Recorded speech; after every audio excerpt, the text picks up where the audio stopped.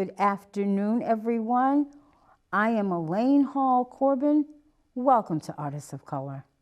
I am so glad to be back on the set again and hanging out with you all because you know art and culture is who I am and what I'm about. And today, this young man that I'm going to introduce to you all has been on my show in a different format, but he's here and alive and in living color today. His name is Munashe Mututu, yes. Mututu. Yes. I call him Mooney. That's right. That's right. Mooney, thanks for coming. Here you are on the set, live and in living color. Oh, thank you so much. Oh, this is so great. This is really good. Thank you so much, Miss Elaine. I appreciate it. You are so welcome. You are much. so welcome. This is beautiful. This is wonderful. This is real Oh cool. yeah, this is us. This is the community. This is it. This is what we do. That's right. This is exactly what we do. And you're doing it well. You're doing it Why, well. thank you. That's right. That's right. Munashe, Yes. I know I want my community, the folks that are watching you live, That's right. to know a little bit about you. Okay. So tell us about you. Okay. A little bit about myself. For those who don't know, my name is Munashe Mututu. I'm a social worker by profession, but professional recording artist is like my passion. I love making music. I've been making music since I was 14. I've lived in Waltham, Massachusetts my whole life, but my mother and I, when we first came to this country from Zimbabwe, we lived in Roxbury, we lived in Hyde Park, so I know this area pretty well growing up. And you know, I just try my best to be what is considered a high value man, if that's politically correct anymore, you know. I understand what you mean when you say that. Thank you. Because you know, high value, it's very important. It's very important. You know, Absolutely. and especially for black men. Oh yeah. And especially for our young black men. They need to see that. For sure. You know, they need to see that. You said you're a social worker. Yes. Where do you work at? So as of right now, I work for Communities for People in Providence, Rhode Island. Oh wow. Yeah. So it's a really great job. You know, shout out to everybody out there. But as far as like my career history, yes. you know, in Massachusetts, I used to work for the Brandon Residential Treatment Center in Natick. Okay. It's a treatment center for at-risk youth, you know, kids, young boys who've been traumatized, and I was a residential counselor there. Wow. And then most recently, I used to work for Dark Wayne Youth Services, which is a great company in Massachusetts.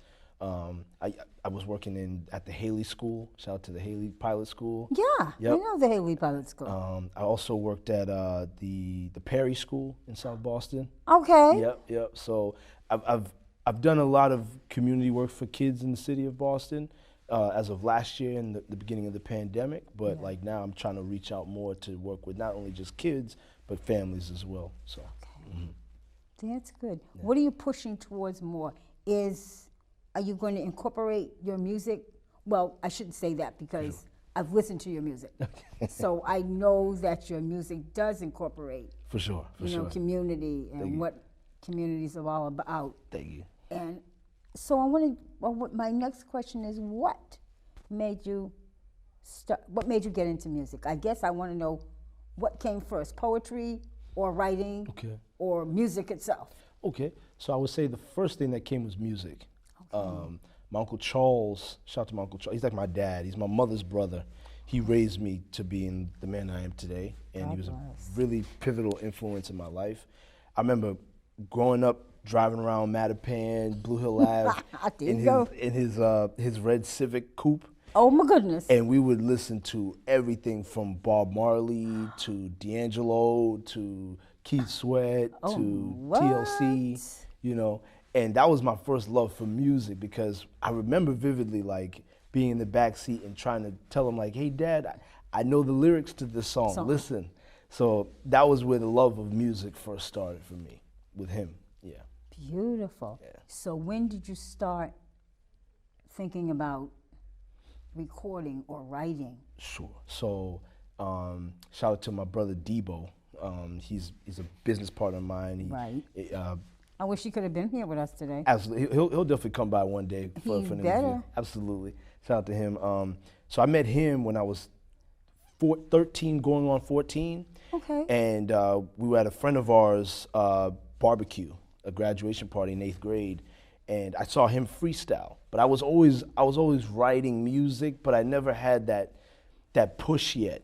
But when I saw him do it, and we both grew up in Waltham, we both knew the same people, I remember going to him like, yo, like would you ever want to work on music with me? But little did I know that would just spark our friendship for the past forever. 15, 16 years, you know. Wow. 14 years, excuse me. So it's been he and I ever since, but we complement each other very nicely, if you will. So Very good, very good. When did you start writing? okay. I started writing, okay, I don't know specifically the age I started writing, Okay. but I do remember my mother, she's a home health aide. Oh, she is? Yeah, Okay. so I remember when I was as early as maybe 12, 13. Okay. There were times where I would have to go with her, but I'd have to stay in the car because whether or not the she people couldn't put me in the house as well, you know. Yeah, absolutely. So I remember vividly, Miss Elaine, like writing, just rhyming words on a napkin, just to test how well I could rhyme words together. And I remember my mom coming back in the car, and she's obviously upset because of, you know, just how long the work day, how tiresome the work day is. Right. But when I would show her, she'd be like, okay, well, so you can rhyme pretty well, you know. And just through that, it turned into, all right, let me make songs, let me do this and things like that. So that's how the writing started for me. When you when you started writing and you started rhyming, who helped you bring the music to the words? Okay, honestly, I write all the stuff myself. Including the chords, the musical chords to the music? Oh, like the beats and stuff? Yeah. So the beats and stuff, I have a good friend of mine, his name is Stanley Cadet, Stan the Beatsmith. I've been, you know, using his beats and purchasing beats from him since I was 14, since I first started. Because he has for those who watch the show and for those who know hip hop, he has a very See, there you go. You know. You're speaking to the community now. That's right, that's hip hop, right. yes. Shout out to Stan the Beatsmith, but he's very like Jay Dilla, Ninth Wonder, like very sample-based music where like he can take an old school song and chop it up and turn it into something else. I've always been a fan of that sort of sound of music. Okay. So he was very pivotal in the beginning of my career, and even still to this day. So to answer your question, he's where it all started for me. Like as far as production, and then me taking the words and then putting them onto what he's done. So. Okay. Yeah. Okay. Yeah. Have you performed around the city, around the community? Have you done much around the community? Where was your first performance? Okay. I want to know everything, and I know my folks want to know everything. I'm gonna tell you everything. So my first show was freshman year of high school at the Middle East in Cambridge. Really? Yeah, the Middle East. It's like the lounge in Cambridge, but it Yes, was, I know it. You know, I know it well. I used to live in Cambridge. Okay. Shout out to Cambridge, of course. It was freshman year of high school. A man by the name of Ned, but he went by Leeds at the time. Shout out to Leeds as well. He's a good friend of mine, and a lot of artists in Massachusetts know him. They know him very well. Okay. He was looking for acts, you know, opening acts, and just being 14 and energetic and ready. You said, I'm ready. I said, can I get on? So he put me on the bill, and here's the side story. I lied to my mom like that night because it was a school night, you know. Sorry, Mom. It was a school night. It was on Tuesday, and I told my mom I was going to study or something because I didn't want her to stop me from what I wanted to do, you know. Yeah. But always listen to your parents, of course. But it was a drive for me to just get up on that stage. But that was my first show in Boston, like in the Massachusetts area, in front of people I didn't know. But I performed at summer camps and stuff like that. Really? Before talent shows and things like that. Oh, nice. Yeah. Very nice. Very nice. Yeah. So, how is your performing going? What stage are you at now? Sure. So now I'm at the stage where I do a lot of performances with live bands. Okay. So, nice. Yeah. Because I love working with DJs as well. I've worked with some of the best DJs in Massachusetts. There you go. Who've spun for me on my sets. But a good friend of mine from Waltham, his name is Robbie Davis. Shout out to Robbie Davis. He's a astounding musician, Miss Elaine. Like he's really great. I should definitely connect you with him. A talented woman by the name of Blair Lievit, and another guy named Luke, another guy named Christian who plays bass, and John. They have a band. So just through me knowing Robbie, one day he was like, "Hey, do you want to play with us? We could play some of your music, and then we could,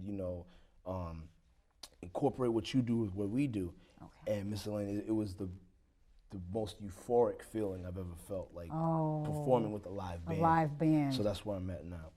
Wow. Mm-hmm. Where do you want to go? Yeah. Where do you want to go with this? In other words, is it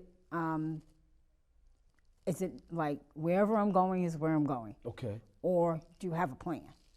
I would love to say I have a plan. Like I do have a plan. Okay. But ever since I was 14, I've learned, unfortunately, in life, whatever you plan doesn't always go as such. Well, that's because sometimes the plan gets turned around. It's probably the same plan. Absolutely. But it gets turned around. You're so right, yeah. For another way. For another way, right. You know? So I think from what my plan is, I would obviously love to make a career out of this because I've given so much to my craft and everything. I've sacrificed a lot for it, and I would love to at least be able to provide for my family with the hard work that I've done. Yes. But I think a lot of my joy comes from also with working with kids in Boston. Like, that was going to be my next question to you. Yep. The fact that you like working with children, young people, and that's a good thing. Yeah. What is your passion when you're working with them? In other words, what do you give them, or what do you want to be able to give them? For sure. So for me, just through my experience working with young boys who've been traumatized and things like that, I've learned to always meet kids where they're at. You know what I mean? So like if a kid is, let's say he has substance abuse issues, me coming into working with him or her, whatever it is, it's not up to me to change them right then and there. No. Because to them, it's like, who are you, you know? But what I've always done and has always worked is, I've always met kids where they're at and then show them where I'm at, and then hopefully we can meet together right in the middle. You get what I'm saying? Okay, yeah, I do. So if a kid has substance abuse problems or behavioral issues, especially behavioral issues, I'm not going to tell you, you better behave, because who am I to tell you that? But what I'll do is I'll take out my beat machine at work and things like that. And do you realize music?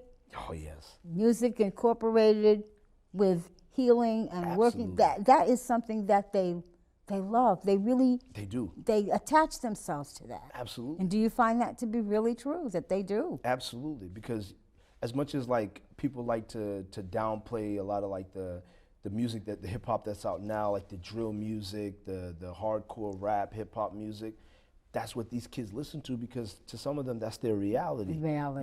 So but for me, I never try to change them. I never try to tell them, oh, you can't listen to that, but I just try to show them, like, okay, you like music, I like music too. Let me show you what I do, and then you show me what you do, and then we can turn it into something, hopefully something together. Something together and something positive. For sure. What do you think of rap music today? Personally, like I enjoy it. Like I enjoy music from all, everything from like Winn-Dixie jazz music. Of course, I go that far back. You go over there? I go over there. Yep. You must have lost that. I go back there to also like Bruce Springsteen for my mom and things like that. And my uncles and Actually, stuff. believe it or not, I like Bruce Springsteen. Of course, shout out to Bruce, man. Yeah, I like Bruce Springsteen. So, but to answer your question about where I feel rap is now, I think like the world and like generations and things like that, times change, people change. So to us, what we may think is raunchy music and stuff like that, which it is, don't get me wrong. Back in the 90s when I was growing up and things like that, we had our raunchy music too, and in the 80s. But not like today. Of course, yeah. Now, not like today. It's for sure. I find that when I listen to, and I hate to say this because I'm a music lover, but my music is more like R&B and and jazz. I'm a jazz fiend from the time I was born. Okay, that's good. That's good. But it's like the language. Yeah. I'd rather hear the music. For sure. And not the language. For sure. For sure. You know, which is why my question was, what did you think of, you know, the music of today? I mean, I definitely agree with you, you know, but like. But like you said, you can't change. Like, of course. You're not there to change. I'm not there to change. Absolutely. And I get that. Absolutely. Absolutely. You know? And plus, like, also too, I think part of it is, you know, like you and I, because we like the same sort of music, we like jazz music, R&B. We'll kind of just people like us, we kind of just let them have their stuff, and then we just do our own thing. You know? So exactly. Because I mean, I have. Both of them. Shout out to him. That's my brother as well. Yeah, I hear you. Yes. And I'm glad you guys are connected. That is a beautiful thing. That is really beautiful. For sure. Thank you. And thank you to your family for embracing myself into it, you know, and just allowing us to be brothers and things like that. So absolutely amazing. Oh, yeah. Definitely. That's what we do. That's what we do. Okay. Now, I'm going to ask you a question. Absolutely. Do you find... It's funny because I was asking Stephen this yesterday. Yep. Do you find that a lot of African male performers, such as yourself, are getting more into they're into music, but the music is so interesting and it's so profound and it's so like, huh? Right. You know, because when I heard the two that I heard yesterday with Stephen from you, I had to ask Stephen, I said, who is that? He said, that's Munashe. I said, what? It sounded so informative, but it was so beautiful in another way. Okay, thank you. You know, much appreciated. You know, it reminded me more of R&B. Okay, yeah. You know, it really did. Lovely. And then I was listening to some other performers, come to find out that they were African too, and I said, huh? Right. Because I never realized that there were so many African male performers within the music business around the state even. Right. You know, or around the other states. Like I think one I listened to was from Connecticut. Okay. You know? Cool. And I'm surprised. Oh, right. You know, I'm very surprised. So what is your stance on that? I mean, do you know other African artists that are in the musical business? For sure. I mean, obviously, like you have artists like Burna Boy, Davido, Techno. Like these are like more Afrobeat, like kind of like dance hall type of musicians. Debo as well. Debo's cousin Blackway. Shout out to Blackway. And another good friend of mine from college, J-Mo. His name is Dr. J-Mo. He's an incredible African artist. I'll definitely put you into him as well. Yeah. But what I've noticed is, I think, because obviously like there's like, I say this respectfully, of course, but like I've noticed that like, especially now, there's this like African versus Black American or African versus African American sort of dilemma that we're finding ourselves in. Okay. And what I've noticed is like, I feel like us as Black people, we are all profound, just the same. There you go. You know, just that's so true. You know what I mean? Like, because you could have a John Coltrane, who didn't say a single love word. That man. You know, love that man. Like, didn't love say that a single man. word, but like when he played, you knew what he was talking about. You felt it. You know? Oh, like, yes, you did. You know what I mean? Northeastern does a Coltrane tribute every year. Oh, I gotta go check it out. And they have artists, musicians from all around. Some of them are from around the state, but some of them come in from out the country, right, to play in this tribute. Awesome. And they always do it at the Blackman Theater at Northeastern University every year around October, November time. Okay. Yeah. If ever you want to go get Steve and get the crew. all the time. You go? Okay, so I'm gonna go with you next time. Yeah. It's a great thing. It's incredible. I have connections. That's right. Plugged in. I need what I need. But yes. Yeah. Yeah, so.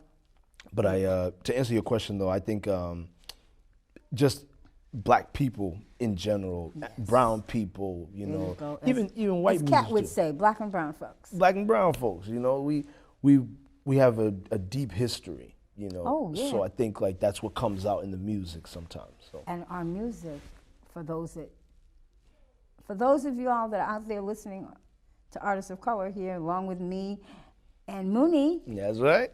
I'm here to tell you I've known so many black and brown artists. My sisters and my brothers, I know them, many of them, right here, just within the community. Of course.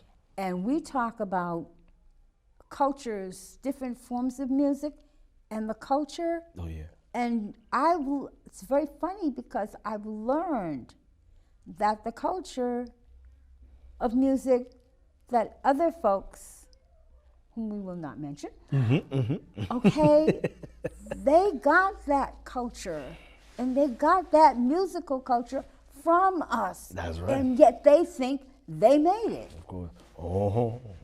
Okay? Elvis, you know what I mean? Oh, Like, I come on, know. man. Well, Sorry, you said we're not gonna mention it. we're not going to mention it. But it's so true. It is. It is. You know, like I have some friends of mine. Matter of fact, the founder of a black orchestra program called Castles of Our Skins. Okay. One of the co-founders, her name is Ashley Gordon, Okay. Okay. and she's going to be on my show in a couple of weeks. Okay. Shout out to Ashley. All right. And I learned about 6 or 7 years ago, when I first met her, I had no idea that there was a school in Detroit, not a school, a museum Wow. in Detroit Okay. on African music, not African and African American music from all over. Lovely. Lovely, man. It's definitely something to I check never out. knew that there was such a place in the country. Same. Like Motown, you know, it's the city of Motown. Yep, so thank you. For sure. But this is, they tell me that the building is like 4 to 6 stories tall. Wow. Wow. It's big. it's like the Copley Square Library. That's how big it is. Wow. Yeah. Oh, so it's a museum for us. Yeah. Yeah. So awesome. we are going to take a break, and we're Okay. going to come back, and we're going to talk. As a matter of fact, I think we're going to get you to perform. That's right. Looking forward to We'll it. be back. Don't go anywhere. We'll be right back. Hey, boss. Okay? Yeah, I'm good. You sure? I said I'm fine.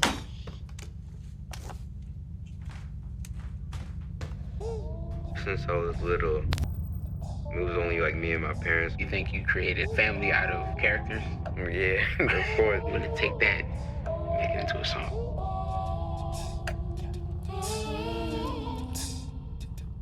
Put me to bed, see you in the morning. With the frosted Superman, but it wasn't on it. And we lost it. In my head. Where you at on the way out? In my head. Hey, son. Hey, Pop. You can talk to me. It's been really, really hard for me. As a scientist, I know by the time she takes her first breath, 9 billion more tons of carbon pollution will be in the air.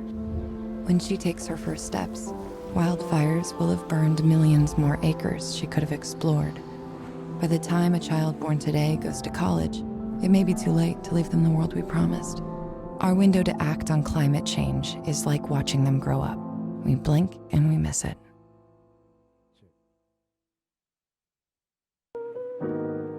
Emotes say a lot, but they can't say it all. Think your guildmate is struggling? Try these dialogue options.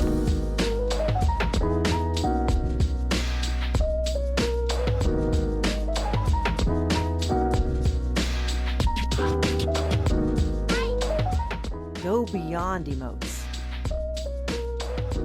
Check in with your guildmates at seizetheawkward.org.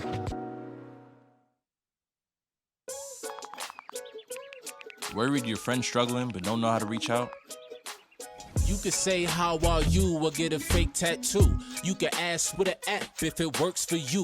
You could write him a text or knit him a sweater. If you can't be together, you could write him a letter. Whatever gets you talking. Whatever gets you talking. You could chat on the game, kick off your flip-flops. You could ask on your couch while you binge watch. However you do it, you gotta ask a friend. And if they don't share, you can ask again. Whatever gets you talking. Whatever gets you talking.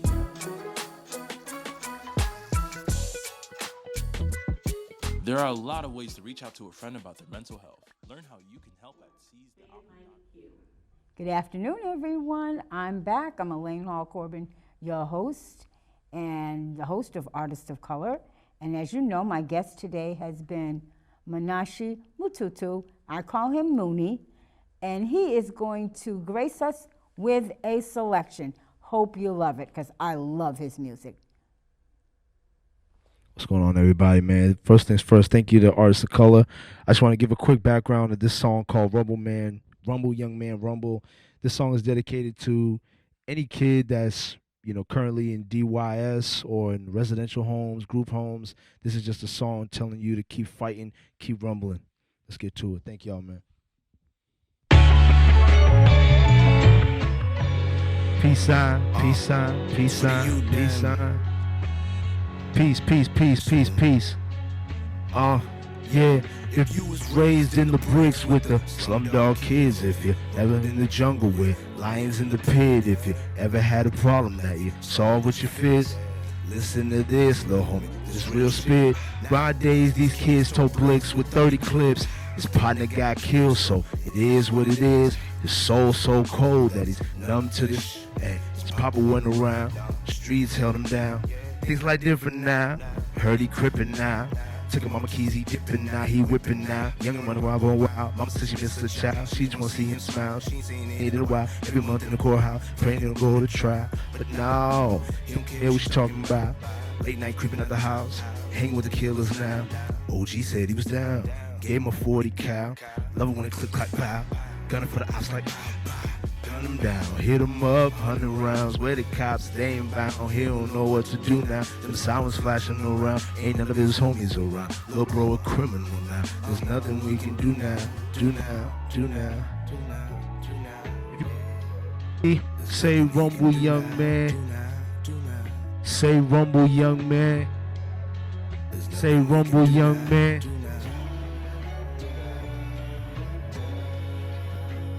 Rumble, young man, rumble.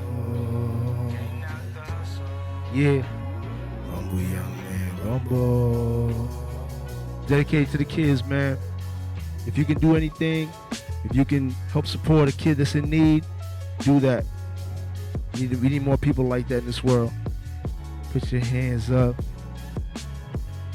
Put your hands up. Say rumble, young man. Say rumble, young man. Yeah. Thank y'all, man.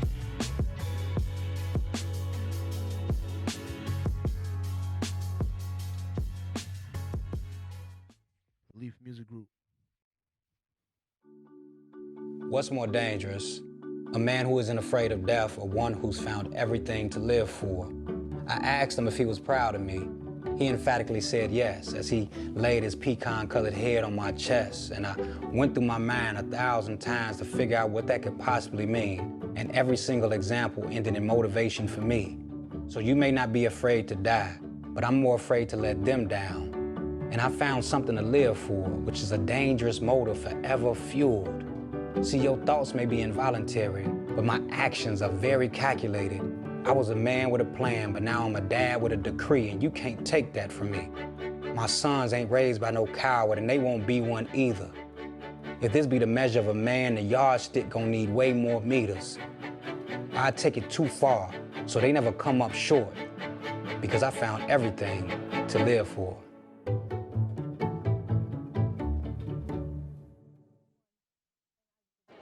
The black truck?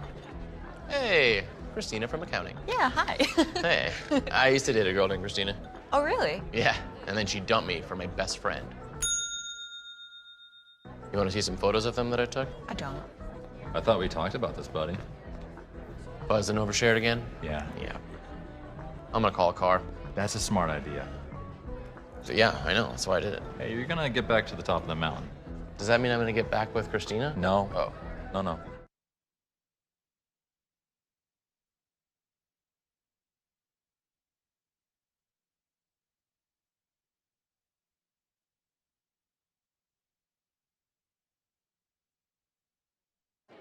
The black truck? Hey, Christina from accounting. Yeah, hi. Hey, I used to date a girl named Christina. Oh, really? Yeah, and then she dumped me for my best friend.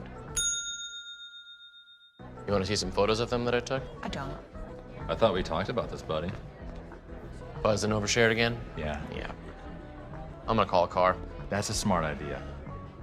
So yeah, I know, that's why I did it. Hey, you're gonna get back to the top of the mountain. Does that mean I'm gonna get back with Christina? No. Oh. No. Good afternoon, everyone. Welcome back to Artists of Color.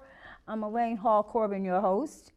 And I know you loved that performance by Munashe because it was great. I liked it. Even if I didn't wave my hands. I should have waved my hands. But I didn't. But it was a great performance. And as you can see, he's an amazing, amazing artist. Thank you. Thank you. That Thank you was very much. so cool. I love that. Felt good too. Yeah, there you go. Yeah, you felt good doing it, didn't you? Felt real good. Felt real then good that's doing what that's what we're about. Definitely. That's what we are about, and I'm glad. Absolutely. Oh yeah. We had a good time. That's right. You know, now that song. Yes. I want to ask you. What was your passion for writing that song? So that song is actually a story about a kid that I was working with. Okay. So the first lines of the song, if you was raised in the bricks with the slumdog kids, Yep. if you rumbled in the jungle with lions in the pit, basically is like the kid I was working with, he grew up in a very tough neighborhood. I won't say where because I don't want to disclose him or any information like that, but he had a lot of odds against him. He has a lot of odds against him. And I remember during sessions, you know, he would always talk about, I'm a fighter. That's what I do, I fight. So in my approach, it was, why don't you use that fighting energy and fight for something else? Fight for music, fight for your mom, fight for, you know, justice, whatever it is. Yes, so just through that conversations of talking with him, that's where Rumble, Young Man, Rumble came from, you know, so it was, that song is just primarily dedicated to him. So. Oh, great. Yeah. And he's from Mass too, so. No, definitely. but it's beautiful. Thank you. The fact that you dedicated and wrote about him. Thank you. And, you know, parts of what he's going through. For sure. That's an amazing thing. Thank you. Because that, you know. And I feel like there's a lot of kids like him too. There you go. I was for going to sure. say, I'm sure. Yeah. I'm sure. Do you, and I want to go back a little bit. Sure. Because you were talking about working with youth. Yes. Do you like working with youth? I love it. That's your passion. I love it. Where did you, your passion for working with youth, is that, did you start out, like you said, you had been in college. Yes. Did you get your degree in working with, Yeah. in social services and working with children? So I got my bachelor's degree from Salem State University. Oh, I know Salem State. Just out of I have a Salem. friend of mine who used to be an assistant vice president out there. Okay, all right, Yeah. all right. Man, it's definitely shout out to your friend and to Salem State. Yeah. But I got my degree from there. But you know, Steven, shout out to Steven Red. He and I and friends we grew up with, Ruby, different friends we grew up with, we volunteered at different summer camps, and we would kind of we would kind of like be camp counselors to kids, and I think. What I loved about it, and I know Steven and Ruby, they'll agree when they see this. Like, Steven's always telling me when he went, you know, we love the response that we got from kids because we always approach them as ourselves, always. You know what I mean? And like Steven being as hip and goofy as he is. Oh Lord, you yes, know? have mercy, my grandson. You know, myself too. You yes, know, I know you too. You know, the two of Ruby, you. You know, and like. I think that's where it all started, because there's like an aha moment you get when you're with a kid, you know, almost when the guard comes down, you know what I mean? And because you're seeing part of you in him. of course. You're seeing part of you in them. Of course, you know? know. And like, fortunately for me, I've been able to have that experience a lot of times with different kids from different walks of life. So just through doing that, that just made me want to just continue working with youth as well as families as well. So. That's amazing. That's Thank you. amazing. What are your plans for the summer? Are you going to work with youth for the summer? Absolutely. So I with my job now, we do like, cause I work for the foster care department of DCYF. So this month is actually Foster Care Appreciation Month. Yes, so it is. I saw it advertised on TV. Definitely. So I you know know, stuff. we definitely just trying to plan some events. Like there's an event at Roger Williams Zoo in Providence that's I was happening. going to say, where is the Roger Williams Zoo? Yes, it's in Providence, unfortunately. But my hope is, you know, through doing work in Providence and things like that, once I get what I need, the experience I need, then I'll just come back here and then be able to work with kids more in like Boston, like as an official social worker. Have you ever thought, since we're talking about official social worker, Yes. have you ever thought about starting your own program? Absolutely, all the time. Actually, my best friend Harry Regis, shout out to Harry, he's a social worker as well. I've known him since high school. He was the one that actually talked about opening up what is known as his idea, the Regis Center, which is like a program that he wanted to start up in Boston for kids and things like that, dedicated to a good friend of ours who passed away. But like, when the time comes, God willing, I know that I'll be there to help him and partner with him in any way that I can to make sure his dream gets off the ground, you know, so we can just continue helping each other out. You know, Absolutely. so, shout out to Harry. Yeah. Okay, yeah, we're going to shout out to Harry. Yeah, thank you. There you go. There you go. So, I want to talk more about music. Absolutely. I want to talk more about you and music. Let's do it. Where does your music come from? Honestly, it comes from. Yeah, because I figured that's the $1,000 question. For sure. Where does it come from? It comes from my experiences, honestly, because each song, it's 100% me. I don't try and put on ears for anybody or things like that. I've tried to do it before, it just didn't work for me. You, did it? You know, it didn't work for me. So I know. There's certain songs, like I have an album coming out soon called Rap Therapy. You do? Yes, yeah. So it's an now album. See, I got to get all the way almost to the end of the show to find out he's got a album coming out. That's right. I have a few albums that actually dropped. You do? This is actually like my 6th album, I believe. So I've been making music for a long time. I know, but I did not know that you was doing a few albums. Right. See, Steven didn't tell me that either. No, I think because he was waiting to show you. Oh my gosh. Right. Are you promoting them? So as of right now, my best friend from college, Evan Gregorio, creator E, he and I recorded the album, but then we also have a short film along with the album that he helped direct and film. So, but that album is basically just, to answer your question on where the music comes from, it's about my own mental health struggles, but it's like, it's me versus me, essentially. Because, you know, in life, it's always like, I'm my biggest critic. Aren't we all? Are we all, you know, or I'm always battling with myself. And I think that's what mental health is. Like, at the root of it is, it's you battling yourself, your perception of yourself. And things like that. Your self-esteem. Of course. Who are you? Where are you? Know, you're wondering what others think of you. Absolutely. Absolutely. Yeah. I have that battle, so I know. But you know what's great is, now that the album is finished and all that, I'm hoping that now I can be more free now, because I've dealt with that crossroad in my life. I've put it in the music. I've made the songs I needed to make. Now it's time to go on to newer and better and more exciting things. Okay. Like this show. There you go. That's right. That's right. So when is the album going to come out? So as of right now, we have a date, but we can't even. It's not even a date. It's just an idea. You know, probably like maybe July or so. Well, the reason I'm asking is because it would be nice if you could come back when the album is getting ready to come out. Oh, you already know I'll be back. and let folks know about the album. For sure. I'll come back with merch for like T-shirts for you and the staff here, Oh, you know, boy, things like that. They love that. That's right, you know. They love that. So whenever it's done, like whenever we have the marketing plan and things put in place for it, I'll absolutely be back. Definitely, because my next set of shows, I have my next 3 shows are taken. Okay. I think I don't remember anymore. I have to look. But anyway, when I put in for my next 6 shows, because we do 6, and then we take a short break, and then we do 6 more. So I'm in July. I'll be getting ready to put my next 6 shows in order. Okay. And maybe we can get you in here. Absolutely. Whenever you Promote need me. the album. Whenever you need me, Miss You Elaine, I'm gotta here. do that. I'm here. I'm here for you. Wow, that is amazing. Thank you. Thank you very much. And you said this is your 6th album?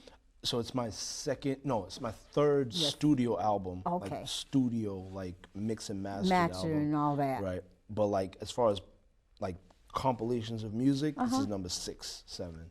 So. Great. Yeah. Great. That is amazing. That's beautiful. Thank you. Absolutely. So we want to go back to you talking about how you make your music. Okay. And you were saying about your experiences. Okay. Would you be willing Sure. to just give us an idea about some of your experiences that have made your music?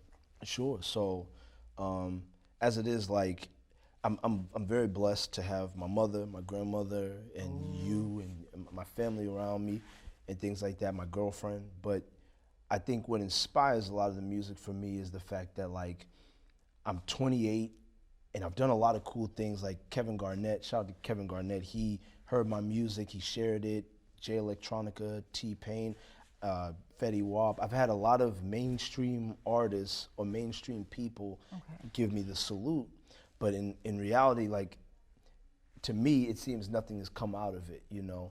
I understand You know what I mean? And for one, the biggest thing is, like, my girlfriend, she's very supportive of me. God bless her. She actually believes in me more than I believe in myself, honestly, then you know? tell her I said she can hit you in the head. That's right. You just tell her Nana said she can hit you in the head. That's right. She got to meet you too. We got I to would set like that up. to meet her. We got to set that up. Yeah. But I think what drives me is, I'll be honest with you, like, I feel like I've wasted time. You get what I mean? Yeah, like, I do. We've been together for 8 years, almost 8 years. Wow. You know, and for me, it's like she supports me and things like that. But I just feel like You're the not money, moving. you You're know what I not mean? moving fast enough. And you're not getting where you want to be. That too, but then also too, like, I've spent a lot of money on studio sessions, a lot of money on different things that I feel like I should have been putting aside to our house, aside to our future. But I've always done it openly. I've always, you know, she's always said, no, you better use that money for the studio, because, you know, this is what it will she's be. really supporting you. Absolutely. But I just don't want years down the line to look and say, like, I'm just another rapper who didn't make it. You know what I mean? I want to be a high value man for her, so that she knows that all of this was worth it. You get what I'm saying? Yes. So Yeah, I do. So that's that, as well as family issues and stuff. That's what drives this music. What drives me to make these albums and do shows and stuff like that. So yeah. Wow. So that's where the life of music comes from in Munashe. Yeah. As of right. Yeah. Of course. Yeah. Mm. Yeah. What is your future looking for? What is your future as far as music is concerned? What do you want your future to look like?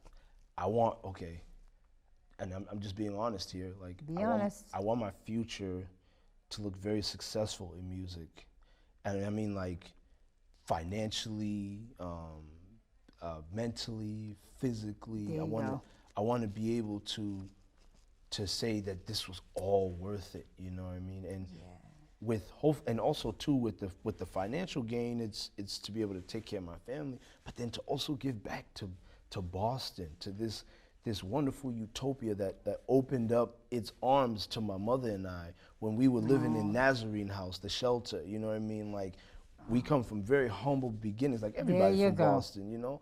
But one thing I've noticed, I feel like what lacks is, yeah, I'm from Waltham, I'm not from Boston, but I would love to give back to Boston, you know, and to Massachusetts as a whole, because I know I can do that, you know, I know I have the power and the influence to put aside the money, the car, not the money, to put aside the cars, the jewelry and all that stuff, to give it to these kids, to the young female rappers, young female artists, or male artists, you know, across the board, so yeah.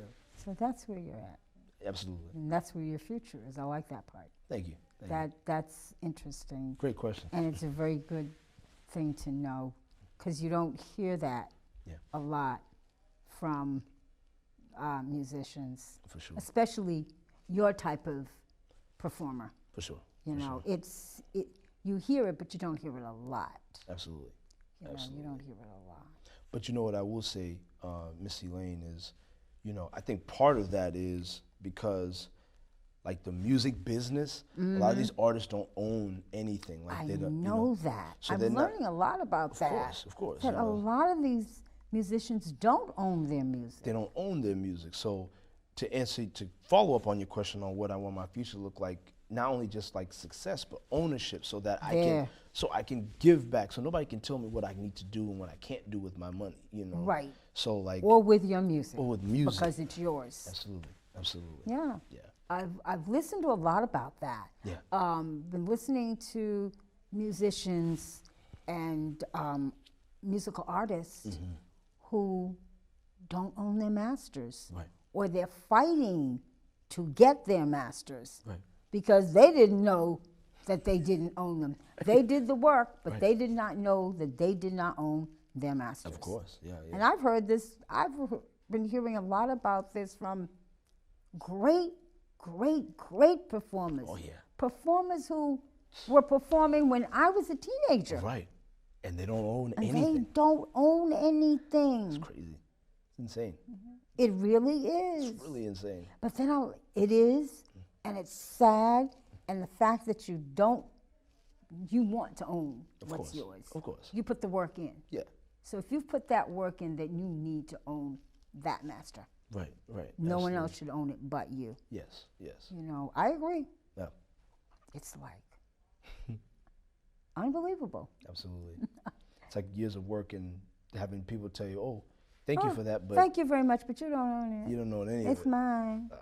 It was funny you talking about that. I don't know, do you ever watch movies? Absolutely. Okay, did you watch the movie with the late, how can I forget that man's name? Boswick. Oh, Chadwick Boseman. Yeah. Did you write Ma Rainey's Black Yeah, Bottom? I love that movie. Wow, I love that movie. Did you see the scene, since we're talking about owning your music, did you see the scene where he had written this music, had taken it to this guy? Yep. And then they took it from him.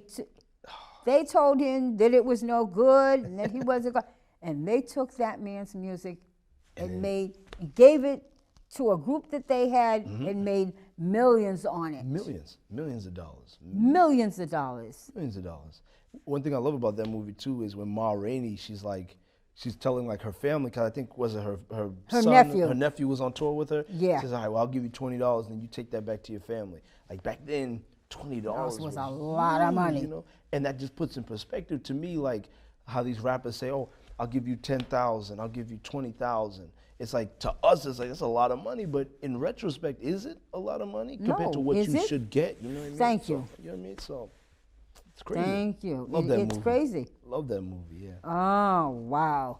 I liked it to a point, but then it was okay. It was rough. I liked it. Yeah, it was a bit rough.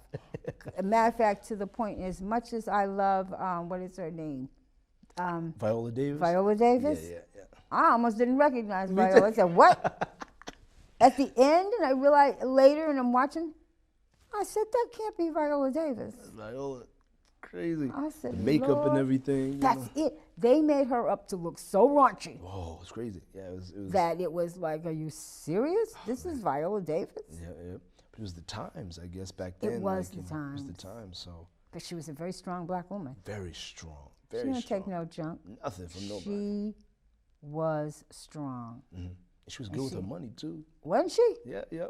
Riding around in that fancy car.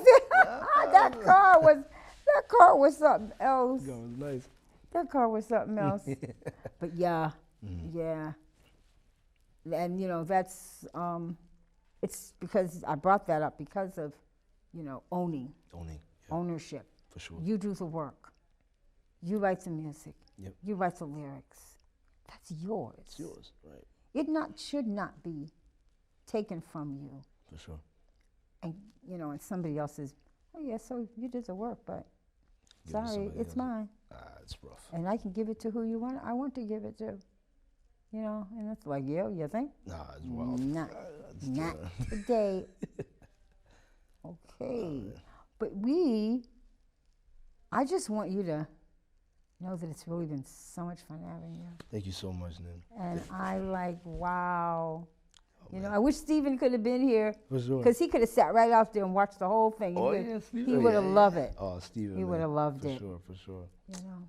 But yeah, we're going to have you come back. Absolutely. So when that album is getting ready to do its thing, we're going to have you out to promote that album. Absolutely. You know. I'll be back. I'll be here. Oh, yeah, you sure will be. Mm-hmm. I'll find you. Where do you live? That's okay. We're getting ready to do credits. Okay. We're about to have that. Mm-hmm. But where are you living? So I live in Waltham. Oh, so you're still living there? Yeah. I've lived in Waltham since I was four or five. So, oh. Yeah.